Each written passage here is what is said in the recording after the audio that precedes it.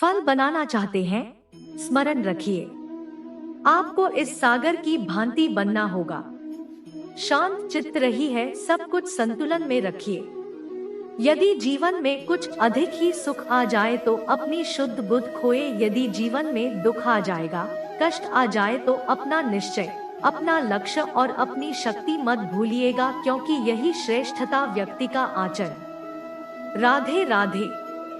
आप सोच रहे होंगे कि मैं कर क्या रहा हूँ। मैंने सुना कि चट्टानों में जो है रत्न पाए जाए, वही ढूंढ रहा था। तो देखिए कैसी विचित्र बात है, हर चट्टान में रत्न नहीं पाए, अर्गज के मस्तक पर गजमुक्ता नहीं पाया, हर वन में चंदन का वृक्ष नहीं पाया। जीवन में ये जो शरीर पर महान वस्तुएं, इन्हें पाने के लिए कठिनाइयों का सामना करना ही पड़ता है। अब ऐसे ही श्रेष्ठ होते हैं मृत, अत्यंत श्रेष्ठ। यदि सही मित्र मिले तो आपको जीवन में कई सारे लोग मिलेंगे, बड़ी मीठी मीठी बातें करेंगे। यदि कोई ऐसा जीवन में आए जो आपके हित के विषय में सोचे, आपके हित के विषय में कार्य करे, तो उसे कहीं मत जाने दीजिए। उन्हें अपने जीवन में सहज करके आपके जीवन में सुख ही सुख हो। राधे। देखो तो ये संसार कितना संदेह है। इनको वास्तविक सत्य ये है कि संसार में सब कुछ नश्वर है। जो कल था वो आज नहीं है, जो आज है वो कल नहीं था, और जो आज है वो कल भी नहीं होगा। प्रत्येक व्यक्ति अपनी अपने समय पर काल को प्राप्त हो जाता है। इस रूप का नाश करता है, बुढ़ापा प्राणों का नाश करती है, मृत्यु आलस ईर्ष धर्म का नाश करते हैं, और क्रोध संबंध का नाश करता है। किंतु एक ऐसा भाव है जो अकेला ही सारे गुणों का नाश करने में सक्षम है, और वो है अभिमान। इसलिए ज्ञान को स्वयं के पास आने दीजिए, किंतु अभिमान को कदापि नहीं, क्योंकि यदि ये अभिमान आपके पास आ गया तो जीवन में जो कुछ भी आपने अर्जित किया है, चाहे वो गुण हो, चाहे वो धन हो, चाहे वो मित्र हो, चाहे वो आनंद, सबका नाश हो जाएगा। राधे राधे। इस पुष्प को देख रहे हैं, इतना सुंदर खिला हुआ है ये पशु, और इसका कारण क्या है आप जानते हैं? ये पुष्प नहीं जानता कि कल इसके साथ क्या होने वाला, और ना ही ये पुष्प जानना चाहता हूँ। ये नहीं जानता कि कल ये किसी सुंदरी की केस सज्जा में लगेगा या किसी अर्थी परिशों का प्रतीक बनेगा। ये जीता है तो केवल आज, केवल वर्तमान, और इसीलिए स्वयं भी महकता है, दूसरों को भी महकाता है। स्वर्ण रखिएगा। सुखी जीवन का मूल मंत्र यही, ना जीवन की चिंता ना मृत्यु का है। जो है वर्तमान, इसी वर्तमान को जिए, इसी वर्तमान को और इसी वर्तमान में अपना आनंद। स्वयं सुखी रहे और सबको सुखी करे। याद है, चलिए आपसे एक प्रश्न पूछता है, स्वर्ण और लोहे में अंतर क्या? अब अधिकतर लोगों का उत्तर यही होगा कि स्वर्ण बहुमूल्य। स्वर्ण का मूल्य लोहे से कहीं अधिक उचित है, किंतु हमें ये बात नहीं भूलनी चाहिए कि स्वर्ण हमारे श्रृंगार का कार्य करता, हम इतना एक और सुंदर दिखाता है। दूसरी ओर लौह उन सैनिकों की ढाल और तलवार बनकर रक्षा करता है, जो सैनिक हमारी प्राणों की रक्षा करते हैं। ये सैनिक नहीं तो हमारे प्राण। अब बताइए, स्वर्ण का मूल्य अधिक होने से क्या लोहे का मूल्य कम हुआ? कदापि। इसी प्रकार इस जीवन में आप चाहे जीतने प्रयास कर, कुछ ना कुछ ऐसा अवश्य होगा जो आपको कभी नहीं मिलेगा, और इसके कारण स्वयं को हीन समझ लेना अनुचित है।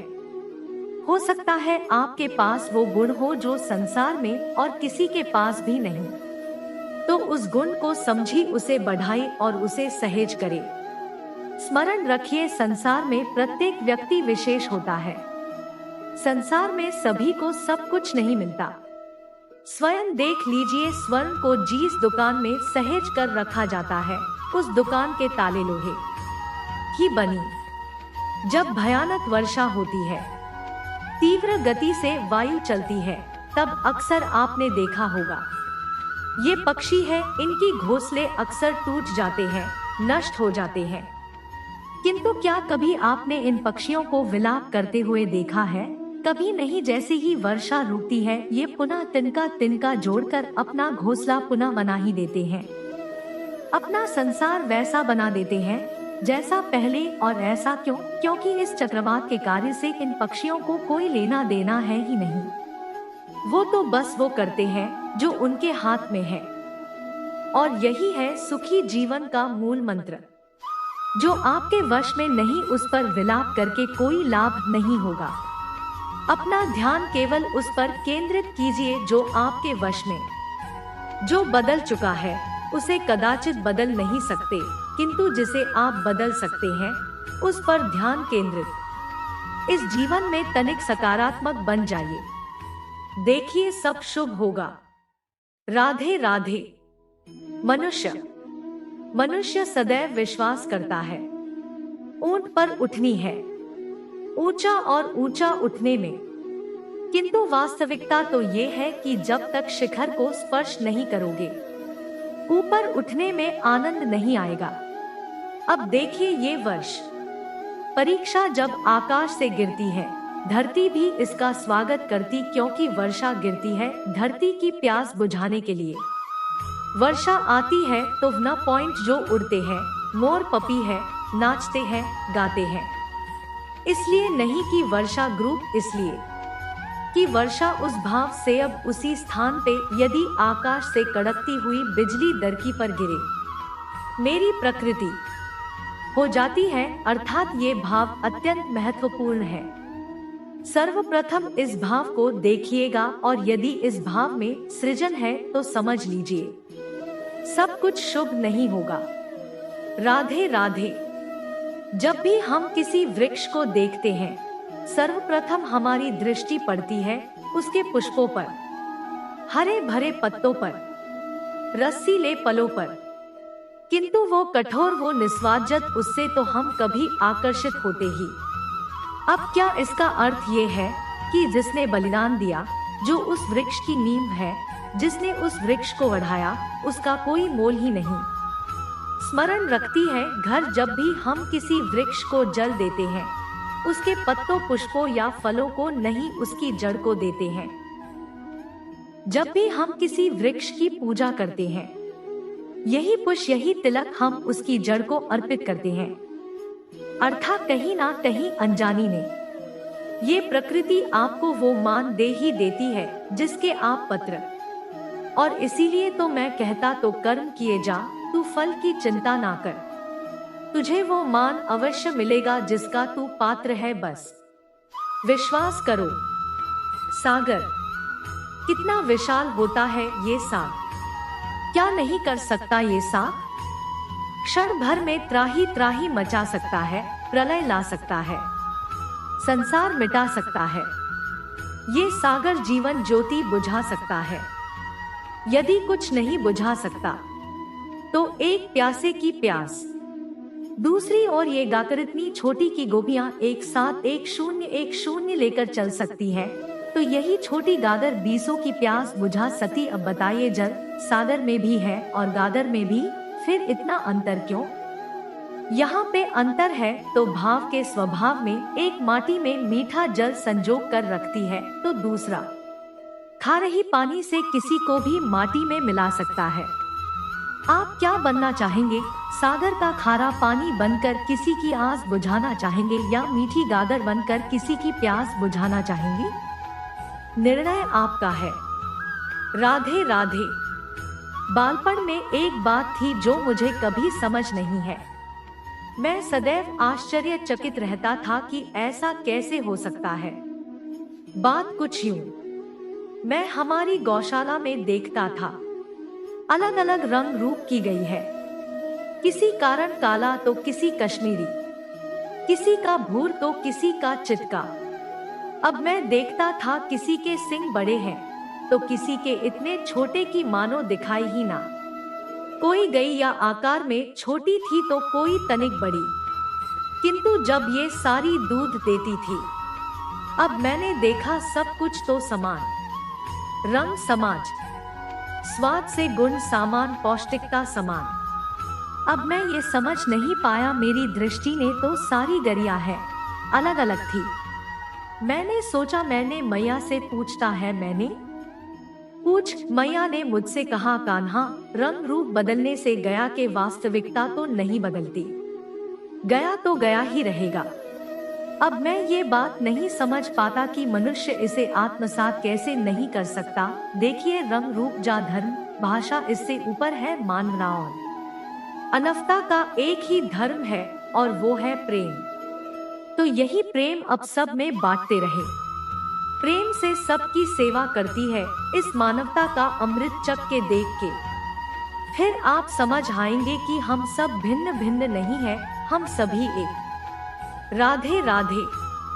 मेरे मन में अभी अभी एक विचार है, क्या आप भी ऐसा सोचते हैं कि ऐसा क्यों होता है? ईश्वर ने हमें 2 आंखें दी, 2 कान दी, 2 हाथ दिए, किंतु मुख केवल एक ही दिए, जीभ केवल एक ही थी। ऐसा क्यों? क्या कारण हो सकता है? इसके पीछे कारण है। कारण यह है कि ईश्वर चाहते हैं कि हम देखें, अधिक सुने, अधिक कार्य अधिक करें। बोले। अब यदि आप गौर से सोचेंगे तो इसमें भी हमारी जीभ को अत्यंत कोमल बनाया गया है ताकि इन कठोर दांतों के मध्य में ये बड़ी सरलता से रह सके। अब इसके पीछे भी कोई कारण है। हमारे शब्द और हमारी वाणी भी इसी प्रकार कोमल और सरक होनी चाहिए। स्वर्णन की तेरी इस मुख से शब्द कठोर निकलेंगे, फिर उसके परिणाम भी कठोर ही हो। इसी को मैं इसी सर पर इसी मीठी वाणी के साथ आई। मेरे साथ कहें, राधे, इस कोमल घास को देख रहे हैं, इतनी कोमल कि कोई बालक में आके इस पर बैठ जाए तो ये दब जाती है। एक छोटा सा चूहा कहीं से आ जाए, अपने दांतों से इसे काट सकता है, और यदि कोई हाथी आ गया तो बड़ी सरलता से इसे जड़ से उखाड़ कर फेंक सकता है। नॉइस। अब देखिए, मैंने इसी घास को गूंथ एक रस्सी बना और अब वही कोमल घास एक शक्तिशाली बंधन में परिवर्तित हो चुका है। ऐसा बंधन जो किसी हाथी को बांधने में काम आ सकता है। वही हाथी जो बड़ी सरलता से इस घास को उखाड़कर फेंक सकता था। समझे ना? किसी रस्सी की भांति यदि एक साथ रहो, एक दूसरे की सहायता करोगे, साथ निभाओगे, तो कितनी भी बड़ी समस्या क्यों है, उसका हल बड़ी सरलता से आप निकालता।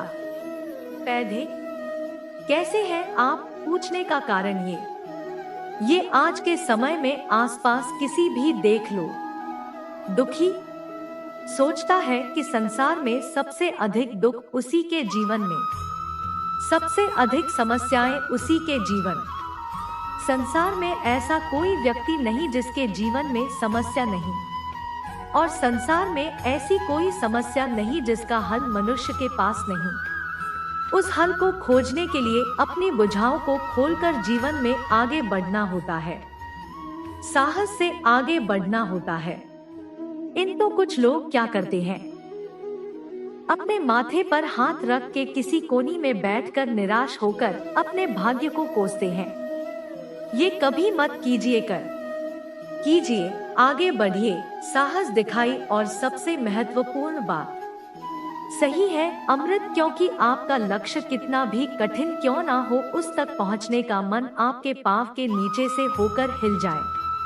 आप ऐसे कई लोगों को जानते हो जो ब्रह्म मुहूर्त में उठते स्नान करते हैं, प्रार्थना करने बैठ जाते हैं, लोग पाठ करते हैं और दूसरों को भी ज्ञान देते हैं कि वो भी ये सब करें, मंत्रोच्चार करें, मंत्रोच्चार मिशन दे। इसमें बहुत शक्ति होती है, किंतु ये शक्ति आपको तभी मिलेंगे जब आप उस मंत्र में छुपी सीख आत्मसात करेंगे, अपने जीवन में उतार है, उसी को आप कर्मों में परिवर्तित करें। प्रेम से इस सज्ञान को अपने जीवन में लाई, इसका प्रयोग की, तब मिलेंगे आप इस मंत्र की शक्ति, अन्यथा ये मंत्र पढ़ के कोई लाभ नहीं होगी। स्मरण रखिए, घर मंत्र की शक्ति उसे बोलने में नहीं, उसे अमर करना। शादी कितनी शान 100 में शीतल होती है एक बहती नदी। आसपास की भूमि को नम करती है, पशुओं को जल देती है, पक्षियों के लिए क्रीड़ा स्थल बन जाती है और हमें देती है शांति। किंतु बाढ़ में जब यही बहती नदी प्रकोप पर उतर आती है, जब अपना रौद्र रूप धारण कर लेती है, कुछ नहीं छोड़ती, वना घर शहर पर्वत तक तोड़ डालती है, ये शांत बहती नदी की अब इसी प्रकार होते हैं हमारे भाव। जब तक शाम तक शांत है, जब तक नियंत्रण में, तब तक सदा आपको सुख देंगे। इन तो यदि ये अनियंत्रित होकर बाहर निकले, सर्वस्व का अंत कर देते। इसलिए भावनाओं के नियंत्रण में नहीं है, भावनाओं को नियंत्रण में करना सीखे हैं, आप जीवन में बहुत सफलता पाए। चलिए आपसे एक प्रश्न करता हूँ, सबसे स्वादिष्ट फल कौन सा है? अब कोई कहेगा तो कोई कहेगा सत्ताहर, कोई कहेगा आंध्र, और क्यों नहीं, अब प्रत्येक व्यक्ति की अपनी अपनी रुचि है, अपना अपना स्वाद है। कोई ये भी कह सकता है कि भाग्य से जो भी फल मिले वही सबसे अच्छा। अब रुचि चाहे जो भी हो, जैसी भी हो, सबसे मीठा फल वही जो परिश्रम के पश्चात प्राप्त। अब देखिए, टिनका जोड़कर पाई पाई जमा कर अपनी स्वयं की एक कुटिया बनाए, उसमें रहना, वाह, इसका आनंद ही कुछ और इसके समझ बड़ी बड़ी महीनों का सुख फीका पड़ जाता है। पैसा क्यों होगा? इसका उत्तर बड़ा ही सीधा साधा है। जब आप परिश्रम करते हैं, मानसिक परिश्रम करते हैं, शारीरिक परिश्रम करते हैं, अपना सारा समय उसमें निवेश करते हैं, मेरा अंतर प्रयास करते हैं, उसके पश्चात आपको ये फल मिलता है, तो इस फल का मूल्य तो आप जानते ही हो। मरेंगे नॉइस, परिश्रम अमूल्य, इसलिए इससे मिला फल भी अतुल्य। तो परिश्रम करके जाएं, निरंतर प्रयास करके जाइए, इस फल को प्राप्त कर दिए जाएंगे। अपने इस जीवन में इस सफलता को प्राप्त करते चाहिए और मेरे साथ प्रेम से कहिए। लोग कहते हैं संगठन में बहुत शक्ति होती है और सत्य कहते हैं। अब देखिए, एक उंगली और एक मुट्ठी के बल में कितना अंतर है, हम सभी जानते हैं, किंतु एक उंगली आपको उचित मार्ग दिखा सकती है, मुट्ठी मार्ग अवरुद्ध कर सकती है। इसलिए ये जानना अत्यंत महत्वपूर्ण है कि संगठन और भीड़ में क्या अंतर है। इसे पहले पहचान संगठन, वो जहां आपका अपना व्यक्तित्व, अपनी पहचान। केवल शक्ति पाने के लिए भीड़ का भाग बन जाना ठीक नहीं, क्योंकि ये भीड़ भले ही आपको शक्ति दे, किंतु आपसे आपकी पहचान छीन लेती है। इसलिए संगठन में रहिए, किंतु अपने व्यक्तित्व को, अपनी पहचान को, इसे कभी मत खोइएगा। राधे राधे। क्रोध क्या है कौन नहीं जानता। हर आयु, हर श्रेणी के व्यक्ति को क्रोध का अनुभव हो चुका है, बल्कि किसी किसी का तो परिचय ही इसी प्रकार दिया जाता है, ये व्यक्ति अत्यंत क्रोधी है, इससे तनिक बच के ही रहे। अब क्रोध क्या है हम सभी जानते हैं, किंतु ये क्रोध कर क्या सकता है, ये बहुत कम लोग जानते हैं। क्रोध कुछ इस प्रकार है, किसी जलते हुए अंगारे को पकड़ना और किसी और की ओर फेंकना। अब इसके पीछे आपकी मंशा होती है सामने वाले को जलाने की। इंदौर से पहले तो आपके स्वयं के हाथ जल जाते हैं। स्मरण रखिएगा, जब भी आप किसी और पर क्रोध करते हैं, सर्वप्रथम वो आपके विनाश का कारण बनता है। मैं कहता हूँ, जब इस संसार में करने के लिए प्रेम है तो क्रोध करना ही के प्रेम की से यही प्रेम सब में बैठी है, और इसी प्रेम के साथ कहीं राधे राधे। भय, ये भय सदैव मनुष्य के साथ ही रहता है। कुछ खो देने का भय, जो पा लिया उसे खो देने का भय, अब जिसके हम निकट है उसके दूर चले जाने का भयंकर, जो हमारा है हमसे छिन जाने का भय। अब मनुष्य सारा जीवन व्यतीत कर देता है इस भय की छाया में। किंतु क्या कभी आपने ये सोचा है, ये भय हमें क्यों लगता है? ये भय हमें इसलिए लगता है क्योंकि हम उस व्यक्ति, उस भाव, उस वस्तु को स्वयं से समेट कर रखते हैं। हम स्वयं उसे इतनी शक्ति दे देते हैं कि वो जब चाहे तब हमें छोड़कर जा सकता है, हमें कष्ट पहुंचा सकता है। किंतु यदि हम उस भाव, उस व्यक्ति, उस वस्तु से निर्लिप्त रहे, उसके आकर्षण से हम मुक्त हो जाएं, तो ना ही वो हमें छोड़कर जा सकता है, ना ही हमें कष्ट पहुंचा सकता। इसलिए स्वतंत्र रहिएगा और सबको स्वतंत्र रखिएगा। प्रेम को भी शादी रात है, अस्तो माँ सद्गम है, आई मसो माँ ज्योतिर्गम, मृत्यु और माँ मृदंगमयी। कभी आपने सोचा है काला रंग ना होता तो क्या श्वेत रिंग आपको भाता, रात्रि का अंधकार न होगा तो सूर्य प्रकाश का अर्थ हमें समझ आता है। ये थकान ना होती तो क्या विश्राम का अर्थ हम समझ पाते, ये भूख ना होती क्योंकि इन स्वादिष्ट व्यंजनों का अर्थ हम समझ पाते, क्या इन सब का आनंद हम ले पाते। स्मरण, इस संसार में कोई भी भाव या वस्तु बुरी नहीं है। यदि आप मानते हैं कि बुरी है तो किसी कारण से ये बुराई आवश्यक है, अन्यथा ईश्वर ऐसे हमारे संसार में रखते ही इस बुराई का उद्देश्य है हमें अच्छाई का आभास करवाएं ताकि हम अच्छाई में अपना लक्ष्य साध। इसलिए बुरों से कभी घृणा मत कीजिए, ये तो केवल भलाई की आवश्यकता की जनक उन्हें भले में परिवर्तित की है। असत्य से सत्य की ओर ले जाए, अंधकार से प्रकाश की ओर ले जाए, मृत्यु से अमरत्व की ओर ले जाए, किंतु प्रेम के बच राधे। अक्सर हमारे पास एक बहाना होता है, एक खींच होती है इस संसार में, हम करें तो क्या करें, जो हम करना चाहते हैं वो पहले ही कोई कर चुका है, हमारे पास तो कुछ करने के लिए ही नहीं है। यदि आपको उदाहरण दूं तो इन पूजा की थालियों को देखिए, पहले से ही सब कुछ सच करके रख दिया गया है। अब ऐसे में हम सोचते हैं कि करना क्या है, सब कुछ तो पहले ही हो चुका है। अब यहाँ पे समस्या कर्तव्य में नहीं है, यहाँ समस्या हमारी सोच में। हम ये सोचने में समय व्यतीत करते हैं कि क्या हो चुका है, हमें ये सोचना चाहिए कि क्या करना अब भी शेष है जिसमें हम अपना योगदान दे सकते हैं। समझे, संसार में ऐसा कोई कार्य नहीं जो पूरा अब सभी को उसे आगे बढ़ाने के लिए प्रयास कर सकते हैं। आप उस कार्य को और श्रेष्ठ बना सकते हैं, बस आवश्यकता है तो सकारात्मक साधे।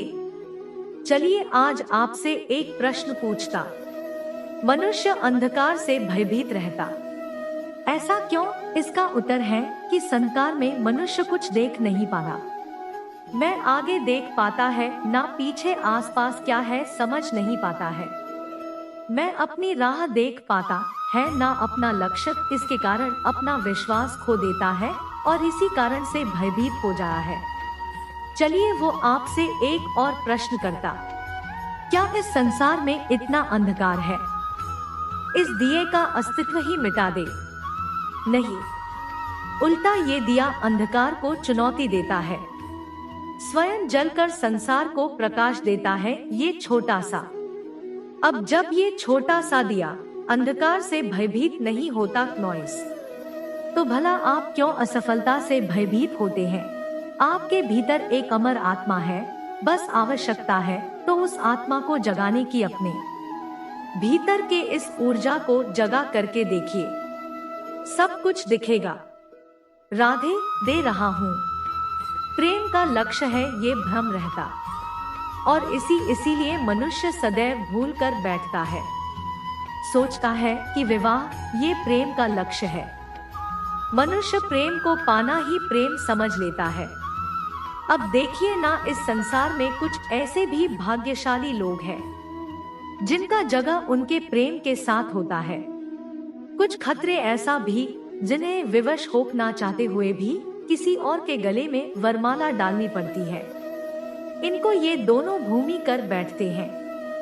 तब विवाह के पश्चात वो सोचते हैं कि हमें तो सब कुछ मिल गया, हमने तो प्रेम प्राप्त कर लिया, हमारा लक्ष्य पूर्ण हो। तो उसके पश्चात ये जो प्रेम रहता कहीं ना कहीं खो जाता। और जिन्हें प्रेम ना मिला, वो प्रेम न मिल पाने की पीड़ा में प्रेम ही घूम जाते हैं। समर्पण, 100% निस्वार्थ समर्पण, वो समर्पण जो किसी माँ के मन में अपनी संतान के लिए होता है। देखिए प्रेम दाऊ, ये प्रेम बहाना नहीं है, ये प्रेम देना है। अपने आप को, अपने अस्तित्व को, अपने आत्मा को समर्पित करते हैं म्यूजिक। ये प्रेम ना ही शारीरिक है, ना ही बहुत है, ये प्रेम तो अपनी आत्मा का समर्पण है। ये विवाह एक संबंध अवश्य है और इसमें कुछ भी अनुचित नहीं है। ये विवाह प्रेम से प्रतिबंधित नहीं है, ये प्रेम कहीं ऊंचा है। अब यदि मैं आपको उदाहरण दूं तो क्या राधा के विवाह के पश्चात मैं उसके सुख की कामना करना छोड़ दूं? कैसे मैं प्रयास करूं कि राधा जीवन में सदा सदा के लिए सुखी रहे?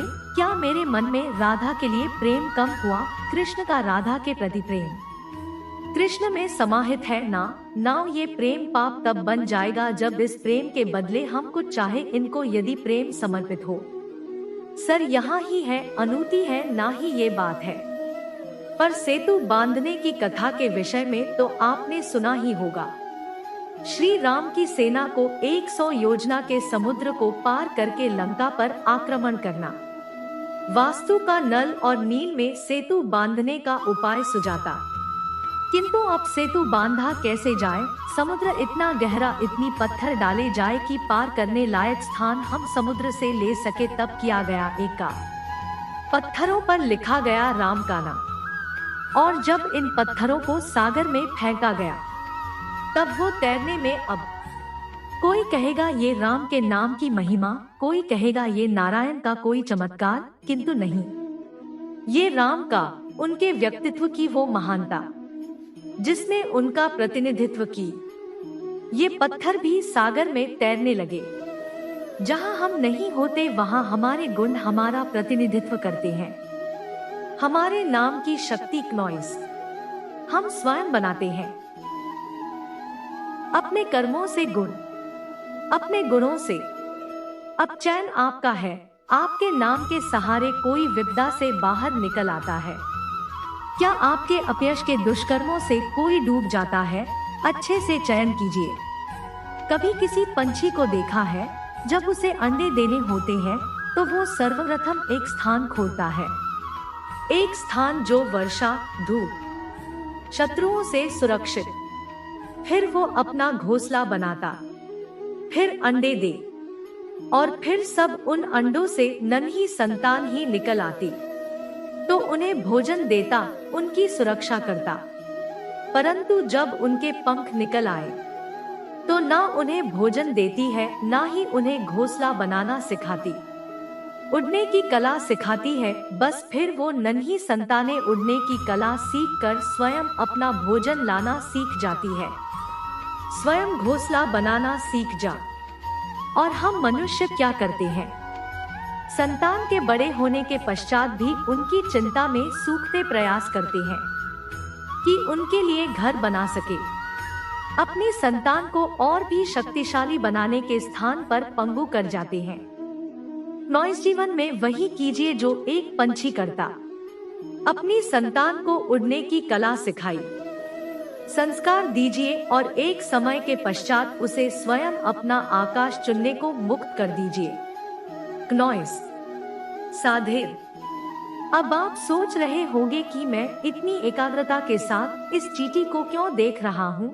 आपको बता दो कि आज इस चींटी को देखकर मैं मंत्रमुग्ध हो चुका। इसके रूप, इसके आकार को देखकर, इसके प्रयास को देखकर। आप जानते हो, अनगिनत प्रयास के पश्चात चींटी अपना एक छोटा सा घर बना पाई, जो अन्य जंतुओं के लिए सरल सी बात है। वो चींटी के लिए उसके जीवन की सबसे बड़ी घटना, सबसे बड़ी सफलता है। भविष्य में चींटी रहे ना रहे, इनके बनाए हुए घर वर्षों पश्चात तक टिके रहते हैं। जीवन में सफलता के साथ भी ऐसा ही होता है। आपको एक दिन में सफलता नहीं मिलती, किंतु यदि आप प्रतिदिन प्रयास करते रहें, एक दिन आपको सफलता अवश्य मिलेंगे। स्मरण दीजिए, भाग्य के द्वार उनके लिए नहीं खुलते जो हार मान लेते हैं। भाग्य उनका स्वागत करता जो उठकर उनके द्वार खटखटाने का प्रयास करते। तो प्रयास करते रहे, सफलता एक ना एक दिन आपके पास आएगी। क्नॉइस, क्या प्रेम में विवाह करना अनिवार्य है? क्नॉइस, तुम्हें क्या लगता है बात बुराई की नहीं है राधा, बात है बंधन और जुड़ाव की। राधा, विवाह एक ऐसा पवित्र बंधन है जो दो लोगों को एक जीवन के लिए बांध के रखता है। किंतु प्रेम एक ऐसी भावना है राधा, जो दो प्रेमियों को अनंत काल तक जोड़कर रखती। विवाह में कोई बुराई नहीं है राधा, किंतु क्या इसे प्रेम के अनंत बंधन का अंग बनाना उचित होगा? जो प्रेम अलौकिक हैरा था, उसे संसारिक बंधन में क्यों बंधना? हमें देखो, इस क्षण को देखो, हम साथ में ही हैं ना। प्रेम भी यही सिखाना है राधा की दो लोग, दो प्रेमी पूरे अस्तित्व के साथ हर क्षण एक दूसरे के संग बिताएं, बिना भविष्य की चिंता किए और इन आशाओं और आकांक्षाओं के खेल से परे होकर एक दूसरे को समझिए। मैं ही बताएगा ना राधा कि हम एक दूसरे के विकार गुण अवगुण जानते हैं या अभी कुछ जानना शेष है। ये ताला देख रहे हैं आप, ताला रहार से भी खोला जा सकता है, प्यार से भी खोला जा सकता है, अर्थात इस ताली को आप इस चाबी से भी खोल सकते हैं। क्नॉइस, इस हथौड़ी से भी खोला जा सकता है, किंतु खुली में अंतर होगा। यदि आप इस ताले को प्रहार से खोलोगे क्नॉइस, तो ये पुनः काम नहीं आएगा, किंतु यदि आप इसे चाबी से खोलोगे तो ये सदा काम आएगा। हमारे जीवन में इस संबंध भी कुछ इसी प्रकार होते हैं। हमारे जीवन की आनंद रूपी धन की रक्षा करते हैं, किंतु प्रेम से यदि क्रोध से किया जाए तो फिर वह किसी काम के नहीं रहते। इसलिए उन्हें सदा प्रेम की चाबी से खोलिएगा, क्योंकि हर बार नया ताला ला सकते हैं आप, नए संबंध नहीं ला पाए। राधे राधे।